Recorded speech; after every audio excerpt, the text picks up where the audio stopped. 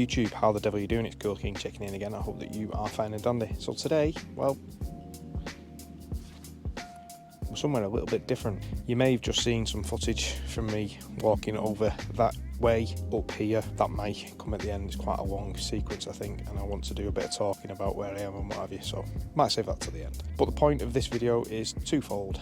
One, pancakes. I've posted a couple of pictures of the Co-op Trangia using the pancake mix and what have you. A couple of people have asked how I make pancakes, how I mix the batter whilst I'm out in the wild,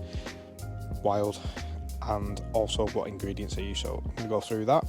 And secondly, it is a little bit of a recce for the war memorial, which is up there somewhere just behind me, to see if I can find somewhere suitable to wild camp for the Great Tommy Sleep Out, which starts next week for the full month of March. There's more information on that on the Facebook group anyway. That's just my purpose of being here, so I think it's time to make a coffee and then get on with the pancakes. So without further ado, let's do that.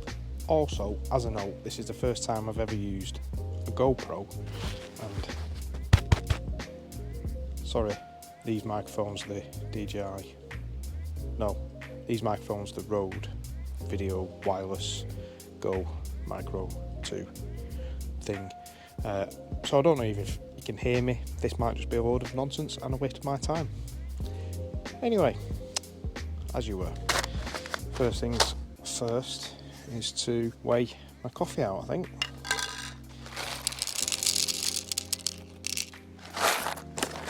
$21 grams.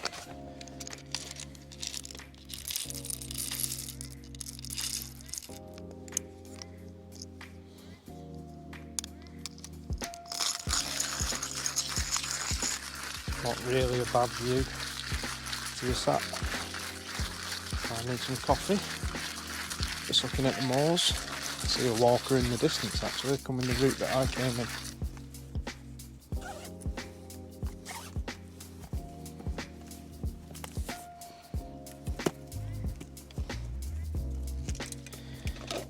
Trangia up,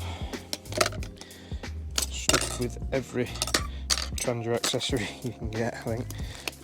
Still wrapped in the bags in some instance.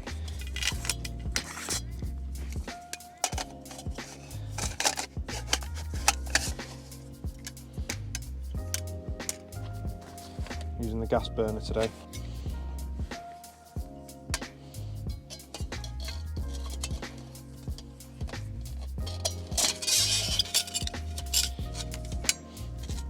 Which, if you didn't know, just sits in the middle like that. Exactly where the meth burner would fit.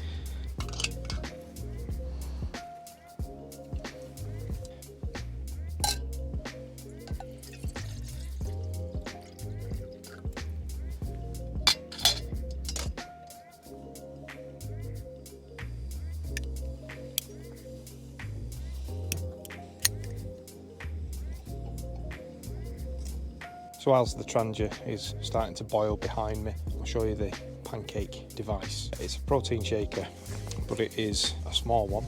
And inside protein shaker, I have some of these golden syrup sachets, which were sent to me very nicely by someone earlier this week.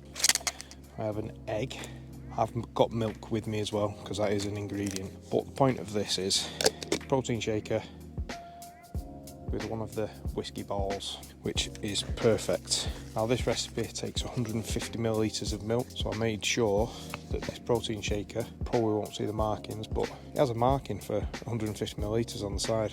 So I put the milk in first, and then all my stuff is in this bag, which is flour, sugar, baking powder, and a little bit of cinnamon and a little bit of sugar. I'll put all the quantities down there so you can see them, but then once you've got it all in, just give it a good shake.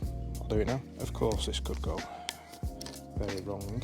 It's only a little Clean Canteen kids water bottle, junior water bottle I think it's called. There's your 150 bag of stuff, which I tie in a funny knot so it just comes undone, so I can use this bag for my waste, coffee grounds and eggshell. This is where it goes wrong, pouring it in here. No, It is now that I've just realised that I have left the blueberries at home. So the last time I made these earlier last week, I forgot the honey or syrup. This time I forget the blueberries. Oh well. So the kettle's boiling, put the whisk ball in, lid on, make sure it's closed, and then give it a good shake, and I'll address the kettle. That's it, that's your batter, done. Open that up, pour it straight into your pan, no mess. Take that home with you if you don't eat it all. It's a perfect way of cooking pancakes whilst you're wherever you are, even at home I suppose. So whilst the kettle is at a rolling boil, AeroPress filter in the lid, a little bit of water on that. We can afford to turn the kettle off altogether. Get the AeroPress, pull the plunger as far as it'll go safely. Stand it there a second, which might not be safe. Pre-ground 5 minutes ago coffee grounds, and then a bit of water in there, not full. Agitate it, which is your stirring, make sure it's all in contact with some water, and then fill it up.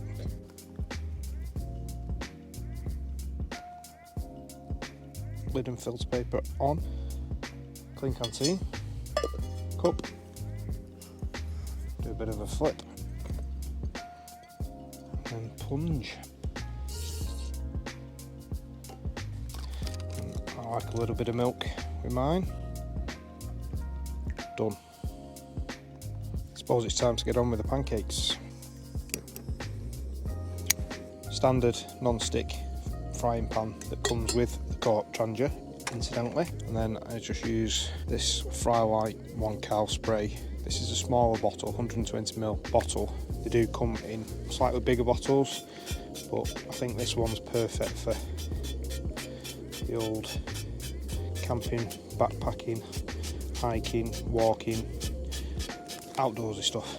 You need a good glug of it, and I have this Jetboil extendable spatula, which is alright, it's not too bad, it works well. And we do need the pot gripper. This isn't the pot gripper that comes with the Trangia, but it is a Trangia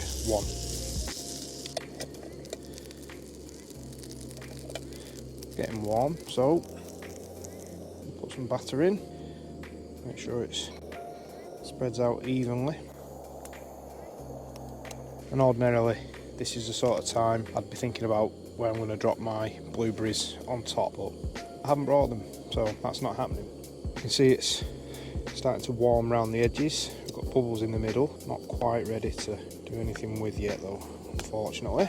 And you might have seen this. This is a Thornhill ultra heavy Nomex canvas waxed sort of heat pad for picking things up, but as I use a titanium plate, it's nice to have it so it doesn't burn my hands with certain things, so that's why I have that. Might have put a bit too much pancake batter in this, we shall see.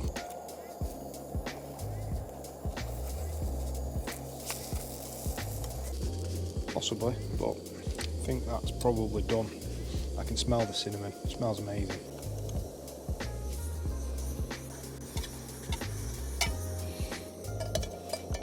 What I'm going to do, oil the pan up for a second.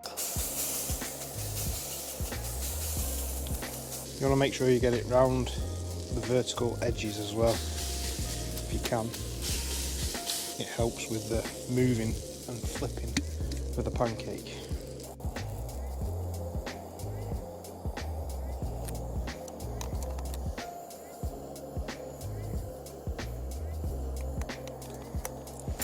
And whilst that's doing that, we can put our syrup on.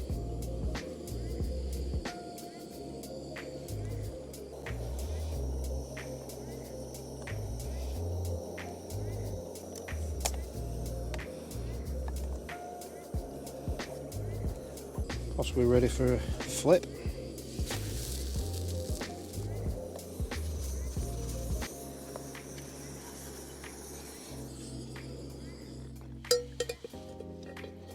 The last bit of syrup. golden syrup just as the sun comes out.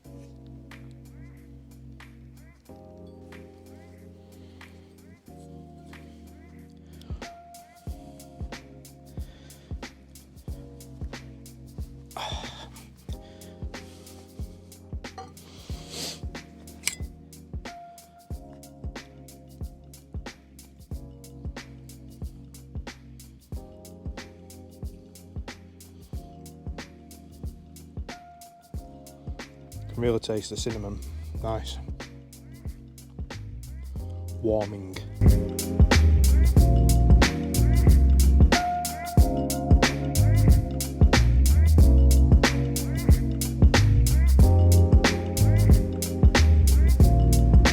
So that's me about done.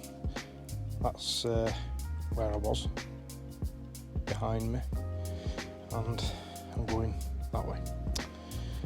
Exactly the same way I came in. I think I chose the hardest route to come back in, or to come in I should say. Don't know why, it just magically happened like that. So hopefully this will bring me back out onto the path that I came in, and you can still hear me, hopefully, fingers crossed. 2 pancakes was enough with the brew, and it seems like I'm back in the open now, and it's quite windy on the moors. It's gone a bit cloudy again. When I walked over, the clown came in. The cloud, even, not clown, I'm the clown. The cloud came in and it started to rain. I haven't actually got a proper waterproof jacket with me. I know, schoolboy error.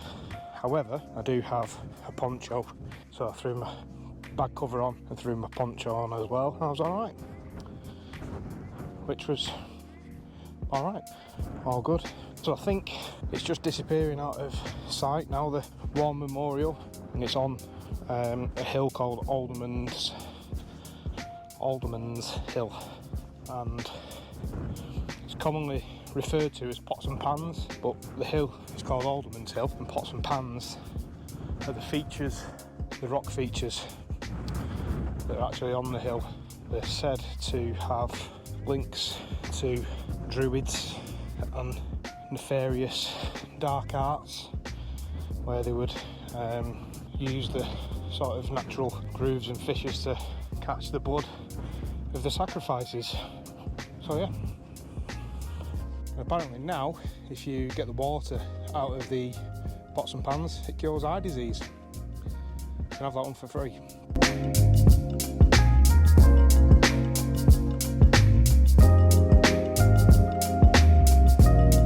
That's the War Memorial in the distance. And where I was sat was just a little cove there.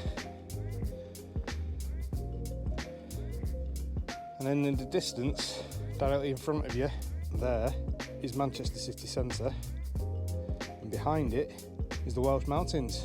Whilst we're on nostalgic things, as in cooking with a Trangia, the hill that I walked up at the very beginning, which you may or may not have seen just yet, many years ago on the Duke of Edinburgh expedition thingamabob, I lost my favourite Swiss Army knife on there, which was a 111mm locking blade, serrated locking blade, and it had nothing else on it other than a can opener. According to SAC Wiki, it doesn't exist. Mine's on that hill somewhere, which is quite upsetting. Oh well. Hopefully, to give some context, the War Memorial is just there. That's Manchester city centre, Welsh Mountains. You can just about make out Ellesmere Port, and the oil refinery is there. You might not be able to, but I can see it. Coming round, this is the back end of Greenfield. This is the Dovestone Reservoir car park. There's a holiday park there. There's a nice walk across that top ridge there, cycle lane as well. And then you won't be able to make it out because of the sun, but just there is a hill called Indian's Head, which actually looks like a Indian chief lying down. This is Dovestone Reservoir here. Dovestone, no S, not Dovestones. And coming across here a little bit, quick, without falling. That reservoir is called Yeoman Hay Reservoir. And just round the corner there is Greenfield Reservoir. If you walk up the hill round the back there, or indeed across the top of there, and go in that direction, you'll get to the Snake Pass and Crowden. Well, that ended rather abruptly. I got to the top of the hill, came down the other side. It was a bit of a funny path I came down, so I didn't really have any point to stop and record a little bit of a thanks for watching, etc, etc. So that's what this is now. I used to do these types of videos all the time on my personal channel, but that doesn't exist anymore, and I haven't done any on the co-op, so this is the first one where I've been out and about, and as I said, first time I've used the GoPro in this manner with the medium mod kit. Didn't work too bad, I suppose. I'm quite happy with the audio, even in the points where the wind was blowing directly into the microphone. It actually doesn't sound as bad as I was expecting it to do whilst out there, because it was quite windy. The only issue is it went through, I was on the third battery by the end of filming, so for all the time that I was filming, to use 3 batteries in the GoPro was quite excessive, I think, really, but I can work with it. I can get some new batteries. It's only a GoPro Hero 8, it's nothing fancy. I had thought about buying a second GoPro so I could have dual shots going at the same time. I did have this camera with me, but I didn't really have the opportunity to get it out and use it for filming, which is a bit of a shame, but something to work on for the next time, I suppose. If you have any questions about anything that you've seen in the video, put them down below. I'll just get back to you as soon as I possibly can. Thanks for watching, take care, see you on the next one.